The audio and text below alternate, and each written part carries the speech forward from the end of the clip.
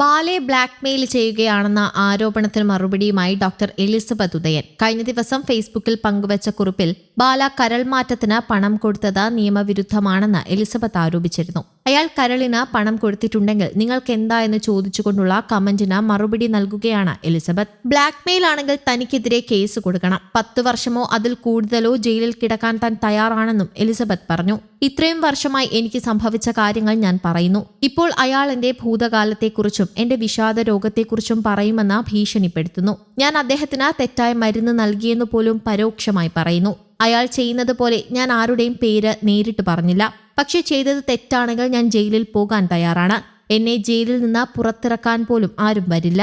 അയാൾ കരളിന് പണം നൽകിയില്ലെങ്കിൽ അതിൽ എനിക്ക് എന്താണ് ചെയ്യാനുള്ളതെന്ന് മനസ്സിലാകുന്നില്ല. ഒന്നാമതായി പണമടച്ചുള്ള അവയവം മാറ്റിവെക്കൽ ശിക്ഷാർഹമായ കുറ്റമാണ്. അതിൽ എനിക്കൊരു പങ്കുമില്ല.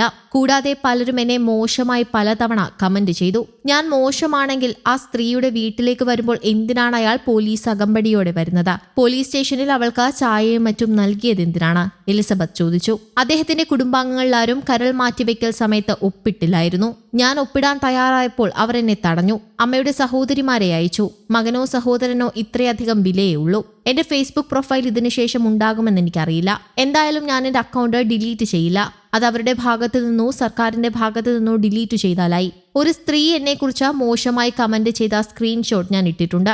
ഞാൻ അവരുടെ പ്രൊഫൈൽ പരിശോധിച്ചു. അവർ ഒരു രാഷ്ട്രീയ പാർട്ടി അംഗമാണ്. അവർക്ക് എന്തോ ഒരു സ്ഥാനമുണ്ടായിരുന്നു. ആ വ്യക്തി ഇങ്ങനെയാണ് കമന്റ് ഇടുന്നത്. അതുകൊണ്ട് മാർക്കോ ഫിലിം പോലെ ഇതെന്റെ അവസാനമാണോ എന്ന് എനിക്കറിയില്ല, എലിസബത്ത് പറഞ്ഞു. ബാല തന്നെ ബലാത്സംഗം ചെയ്തെന്നും ബെഡ്റൂം രംഗങ്ങൾ പുറത്തുവിടുമെന്ന ഭീഷണിപ്പെടുത്തിയതായും എലിസബത്ത് കഴിഞ്ഞ ദിവസം ആരോപിച്ചിരുന്നു. ഇതിന് പിന്നാലെയാണ് എലിസബത്ത് പുതിയ വെളിപ്പെടുത്തൽ നടത്തിയത്. സോഷ്യൽ മീഡിയയിൽ തനിക്കെതിരെ വന്ന മോശം കമന്റുകളുടെ സ്ക്രീൻഷോട്ട് പങ്കുവെച്ചുകൊണ്ട് ഫേസ്ബുക്ക് റീലായാണ് എലിസബത്ത് ആരോപണങ്ങൾ ഉന്നയിച്ചത്. തന്നെ ബാല മാനഭംഗപ്പെടുത്തിയതായി പുതിയ കുറിപ്പിലും എലിസബത്ത് പറയുന്നു. ഇതിന് പിന്നാലെ ഞാൻ ആത്മഹത്യക്ക് ശ്രമിച്ചെന്നും അവർ വെളിപ്പെടുത്തി.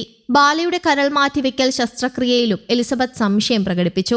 ബാലയുമായി ഫേസ്ബുക്ക് വഴിയാണ് പരിചയപ്പെട്ടതെന്ന് എലിസബത്ത് നേരത്തെ പറഞ്ഞിരുന്നു. തനിക്കൊപ്പം ഉണ്ടായിരുന്നപ്പോഴും ബാല മറ്റു പെൺകുട്ടികൾക്ക് മെസ്സേജുകളും വോയിസ് ക്ലിപ്പുകളും അയച്ചിരുന്നു. അതിനുള്ള തെളിവുകൾ ഇപ്പോഴും കയ്യിലുണ്ട്. അയാൾ എങ്ങനെ വീണ്ടും കല്യാണം കഴിച്ചുവെന്നറിയില്ല. ആളുകളെ ക്ഷണിച്ചു വരുത്തി അയാളിനെ വിവാഹം ചെയ്തു. ജാതക പ്രശ്നം കാരണം 41 വയസ്സിന് ശേഷം മാത്രമേ വിവാഹം രജിസ്റ്റർ ചെയ്യാൻ പാടുള്ളൂവെന്ന് അയാളും അയാളുടെ അമ്മയും പറഞ്ഞു.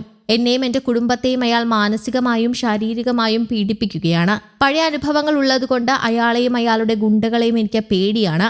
ഇനി ഇത് തുടർന്നാൽ അയാൾക്കെതിരെ ഞാൻ കേസ് കൊടുക്കുമെന്നും എലിസബത്ത് പറഞ്ഞു. അതേസമയം വിവാഹ ജീവിതത്തിൽ താൻ നേരിട്ട പീഡനങ്ങളെക്കുറിച്ചും എലിസബത്ത് യൂട്യൂബിൽ പങ്കുവച്ച വീഡിയോയിൽ തുറന്നു പറയുന്നു. ബാലയും ഭാര്യ കോകിലയും ഒരു തമിഴ് മാധ്യമത്തിന് നൽകിയ അഭിമുഖത്തിന് താഴെ എലിസബത്തിനെ അതിരൂക്ഷമായി വിമർശിച്ച കസ്തൂരി എന്ന പ്രൊഫൈൽ പങ്കുവച്ചാണ് എലിസബത്ത് രംഗത്തെത്തിയത്. ബാലയെ ആശുപത്രിയിൽ വെച്ച പരിചയപ്പെട്ടാണ് എലിസബത്ത് പ്രണയത്തിലായതെന്ന് കസ്തൂരി എന്ന പ്രൊഫൈലിനു പിന്നിലെ വ്യക്തി പറയുന്നു. എന്നാൽ അതെല്ലാം കളവാണെന്നും MBBS കഴിഞ്ഞ് MDക്കായുള്ള എൻട്രൻസിന് പഠിക്കുമ്പോഴാണ് ബാലയെ ഫേസ്ബുക്കിലൂടെ പരിചയപ്പെടുന്നതെന്നും എലിസബത്ത് പറഞ്ഞു. News desk, Kerala Kaumudi.